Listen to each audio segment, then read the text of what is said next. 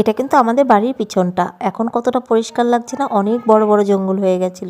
যখনই বাড়িতে ছুটিতে আসা হয় তখনই কিন্তু পিছনটা পরিষ্কার করে দেওয়া হয়। আর বৃষ্টির দিনে তো জঙ্গলগুলো তাড়াতাড়ি বড় হয়ে যায়। আর এই আসামে অনেকটাই কিন্তু বৃষ্টি হয়, মানে আমাদের এইখানে। যাই হোক, আজকে কিন্তু ননদ চলে যাচ্ছে, তো ভাত টাত খেয়ে এখন ওরা বেরিয়ে পড়লো। আর এটা হচ্ছে মাম্মার বান্ধবী। এই বান্ধবীদের সঙ্গে খেলার জন্যই বাড়িতে আসলে যে কতটা খুশি হয় ও। আজকে বাড়িতে বললাম না, কাজের লোকও নিয়েছে, পিছন টিছন পরিষ্কার করছে, একটু বাড়ি ঘর সাফ সাফাই করে দেবে। এখন ওদেরকে গাড়িতে তুলে দিতে যাবে, তো এই যে গাড়ি বের করে নিল, ওরা এখন যাবে। যদি আজকে কাজের লোকটা না থাকতো তাহলে হয়তো আমি একটুখানি এগিয়ে দিতে যেতাম। যাই হোক, এখানে ওরা এখন গাড়িতে উঠে পড়বে। আর এটা কিন্তু আমাদের বাড়ির সামনেটা। তো তোমাদের বাড়ির পিছনটাও দেখিয়ে দিলাম আজকে, আর বাড়ির সামনেটাও দেখিয়ে দিলি। যারা বাইরে থাকে তারা জানে বাড়িতে আসলে কতটা ভালো লাগে। না, ওইটাতেই যাবো। টাটা, আবার আসো।